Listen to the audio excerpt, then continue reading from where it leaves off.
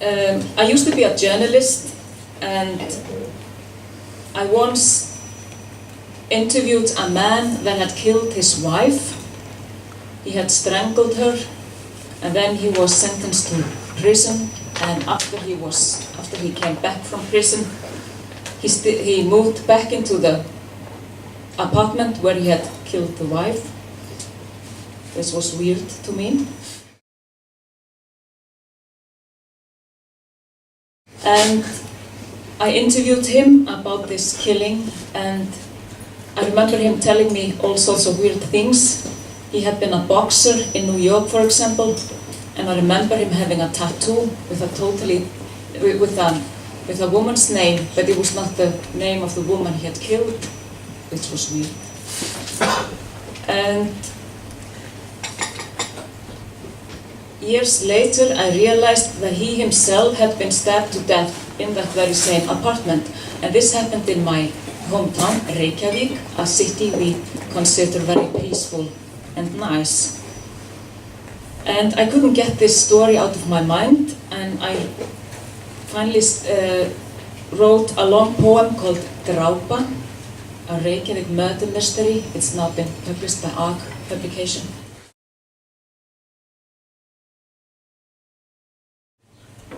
Drápa is the name of a poem that the Vikings used to memorize, and then they sailed, the Icelandic Vikings memorized those poetry, and then they sailed to the kings of Norway or Denmark, and they recited those poetry for them, and it was a praise about the kings, how brave they were and powerful and rich, and the poets got paid they got a ship or jewelry or something important.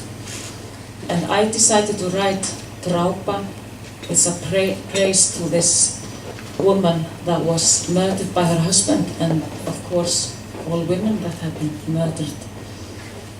And it took me quite a while to realize who was supposed to tell this story. And it wasn't until I had been visiting an island in northern Norway where I found some interesting court files from 17th century. They had been burning witches over there. And those poor people that were burnt for witchcraft, they could describe the devil. And it was interesting to see what kind of ideas people in northern Norway in the 17th century had about the devil.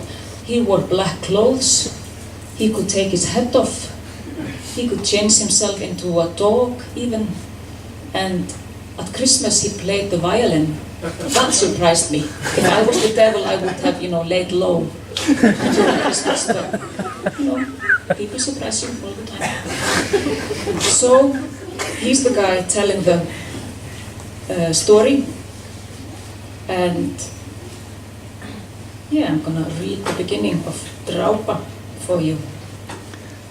And this is what my language sounds like.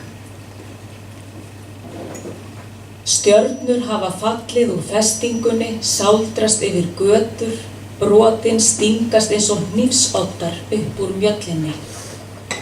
Flugvél brýst út úr skýjunum, strýkst við marglit þökin í miðbænum. Í Reykjavík fellur nóttin með kvini eins og öxi.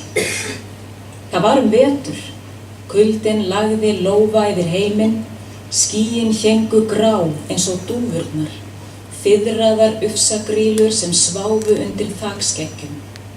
Ég leið í líki hunds. And you will not believe in this place until you can pronounce eins og dúfurnar fiðraðar ufsagrýlur. Close the door.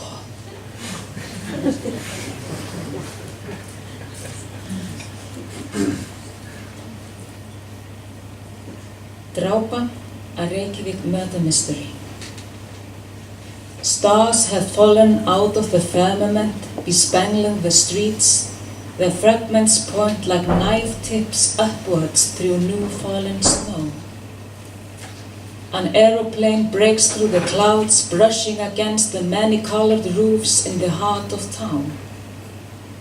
In Reykjavík, night falls with the whistling sound of an axe. This was wintertime. The cold cut the world in the palm of its hand.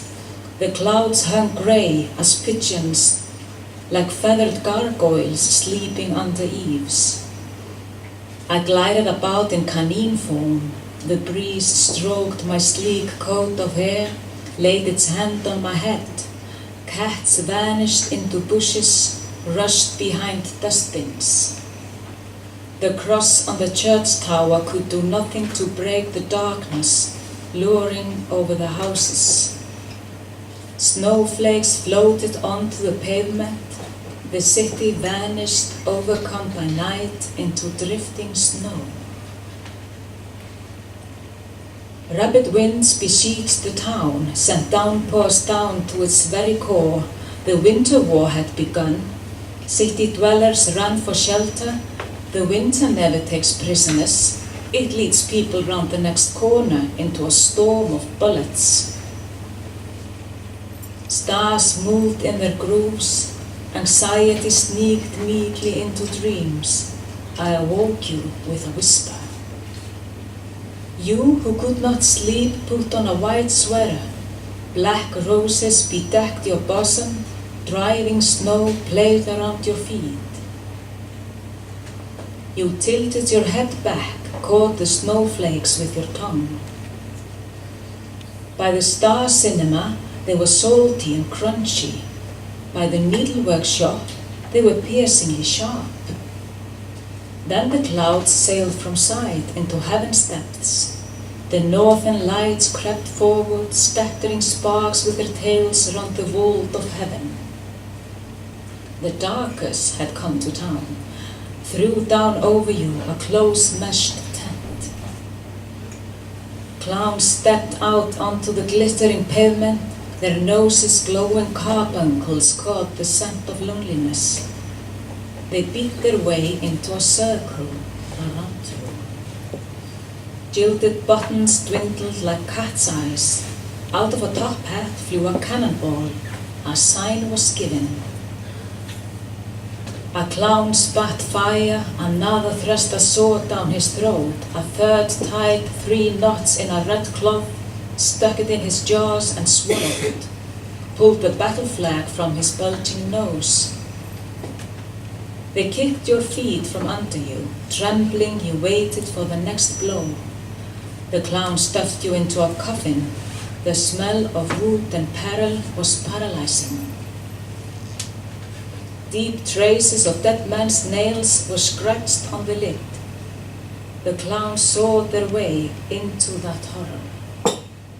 The sawdust was sprinkled into nose and mouth. Sharp teeth made for the roses on your breast. Enter then the boxer, raised his fists.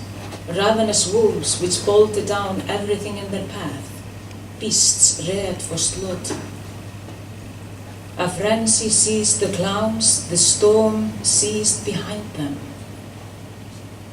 You rose from the coffin, that slippery scallop shell. The snow-poisoned ashes fell onto your hair. The boxer asked you home with him. You could not help but follow. The darkness forked into a man and a woman, you with a curl and fair hair, he with a curve on a much broken nose, newly returned from the ring. In a 3-storied house of timber was his lair. There were creaking noises, knocks on the door. You looked out in search of the northern lights, but they were hidden by clouds. Behind you the boxer clenched his fist round the whip handle. The darkest ringmaster had come to chasten and tame you. His eyes dark craters. He gulled you with runes, stole the crumbs from your palm, so you lost your way in the urban forest. If he had walked there hale and hearty, none would dare enter that gloomy wood. You paid no heed to the house sinking until too late. The water sprayed between boards, cascaded in through windows. You grabbed hold of the boxer, your hand a leaf in his palm. He knew which way the currents were tending. You learned not to struggle against them. You both closed your eyes. You were lifted up. The Sun Voyager broke free, careered across the stony beach. The three-armed masts reached upwards to the heavens. The skeletal hull slithered forth onto night-wrapped sea. The city, overcome by night, vanished into drifting snow. The next day you both woke up, face down on the floor, stiff as logs of wood. Faithless, you dragged yourselves to your feet, seeking provisions. You had settled a new land. There was, however, one there before you, the Aboriginal myself. I have followed you closely. Sometimes I'm a dog tied to a bench, sometimes a man with hooves and hat pulled down onto a swollen face. It's not a branch beating against the corrugated iron, it's me filing black claws so that I may dig myself into the heart. I pump ink into it. I turn the two of you into die-hard drinkers. Into the darkest ring you went, when the whip made you stick your head into the lion's mouth and feel its uvula tickle the crown of your head, you did so. When the whip made you dance on a tightened thread between my fingers, you did so. The city, overcome by night, vanished into drifting snow. This had to have an evil end. Just had to.